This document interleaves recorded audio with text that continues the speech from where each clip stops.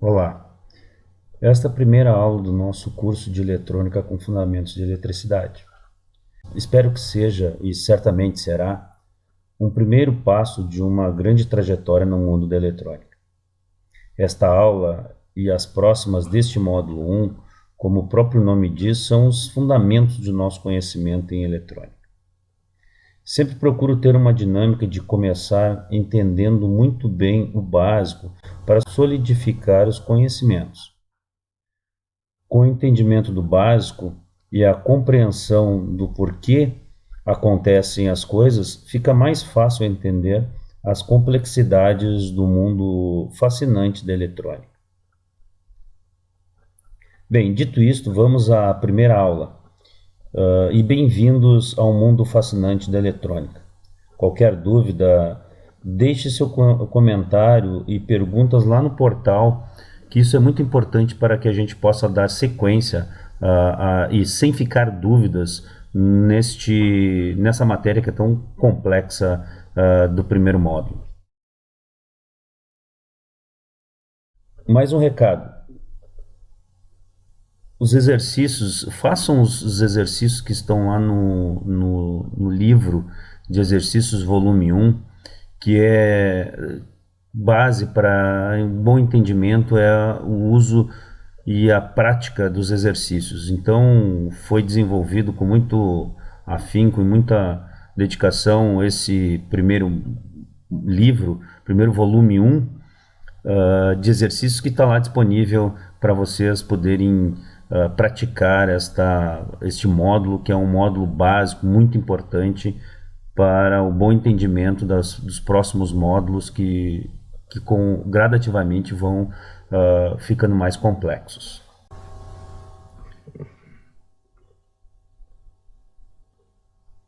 Eletricidade básica. Tudo que possui volume e ocupa lugar no espaço e tem massa, isso chamamos de matéria. O corpo é uma porção limitada da matéria. Já um corpo que foi elaborado com o objetivo de ser útil ao homem é chamado de objeto. Todos os corpos são compostos de moléculas e estes, por sua vez, de átomos. Esta é a visão mais clássica do átomo. O átomo é composto de um núcleo,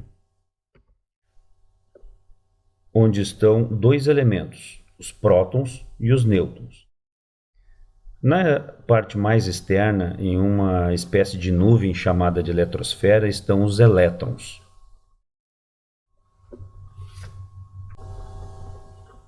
Os nêutrons possuem carga elétrica neutra, os prótons possuem cargas elétricas positivas e os elétrons possuem carga elétrica negativa.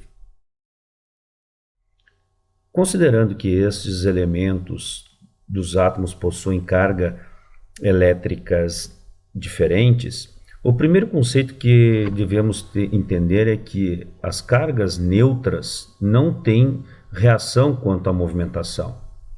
As cargas iguais se repelem e as cargas diferentes se atraem. Uma vez que um átomo compõe as moléculas e estas compõem os corpos, podemos dizer que os diferentes corpos são compostos por diferentes átomos. Os átomos diferem essencialmente pela quantidade de elétrons na última camada. Os átomos que possuem poucos elétrons na última camada são mais propensos a doar esses elétrons. E o inverso também é verdadeiro. Assim, os corpos com poucos elétrons na última camada são condutores, e os que possuem muitos elétrons na última camada são os isolantes. Nos materiais condutores, os elétrons da última camada ficam constantemente trocando de átomos de uma forma totalmente desordenada, sem ter um fluxo no mesmo sentido. Os elétrons dessa camada são chamados de elétrons livres. Porém, ao aplicarmos uma carga positivamente de um lado e negativamente do outro lado, provocamos um deslocamento de elétrons num sentido orientado, dando origem a um fluxo de elétrons chamado de corrente elétrica. Para calcularmos a corrente elétrica, basta medirmos a quantidade de carga elétrica que passa numa seção transversal de um condutor em uma unidade de tempo.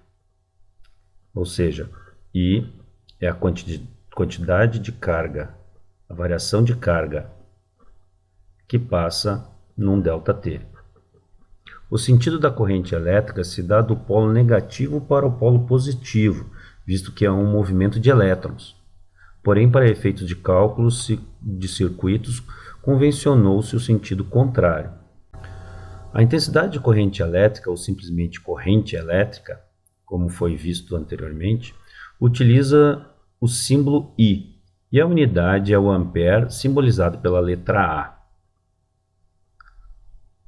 Cada degrau acima multiplica-se por 1000 e a cada degrau abaixo multiplica-se por 0,01. Assim, se tivermos, por exemplo, 3 amperes, como está colocado ali naquela escadinha, se a gente multiplicar por 1000, teremos 3.000 amperes. Para simplificar, a gente pode colocar como 3 quiloamperes. Se a gente multiplicar 3 quiloamperes por 1000, nós teremos 3 milhões de amperes, o que significa 3 megaamperes. Agora, no sentido contrário, se a gente tiver 3 amperes e tivermos uma corrente menor, multiplicada por 0,001 ampere, nós temos 3,003 amperes, ou igual a 3 amperes. E assim sucessivamente, microamperes, nanoamperes. Aqui do lado esquerdo nós temos uma representação de como a gente calcular isso. Por exemplo, 0,3 amperes significa dizer que nós temos 300 miliamperes. Se a gente tiver uma corrente de 0,0003 amperes, é a mesma coisa do que a gente dizer que nós temos 300 microamperes.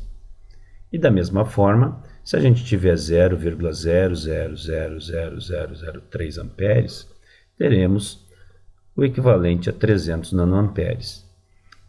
E da mesma forma, se a gente tiver 3.000 amperes, nós teremos 3 quiloamperes. 3 milhões de amperes igual a 3 megaamperes. E 3 bilhões de amperes igual a 3 gigaamperes. O fluxo de correntes será proporcional à força aplicada nas extremidades do condutor. Assim, a tensão elétrica ou diferença de potencial elétrico, DDP, é a força que impulsiona esses elétrons. Essa diferença de potencial mede a quantidade de energia em joules que é transformada em trabalho de acordo com a carga elétrica em coulombs no qual a DDP atua.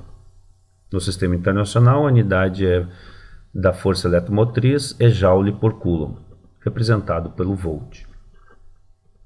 Ou seja, se aplicarmos uma tensão, basicamente é isso, se aplicarmos uma tensão de um lado o polo positivo e de outro lado o polo negativo, será exercido uma força de atração e repulsão que terá uma força equivalente a movimentar esses elétrons, o que gerará a corrente.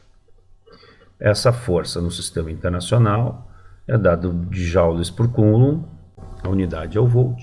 Assim, a tensão elétrica tem como símbolo U ou V, mais usualmente utilizado é o V, e a unidade é o volt, simbolizado pela letra V.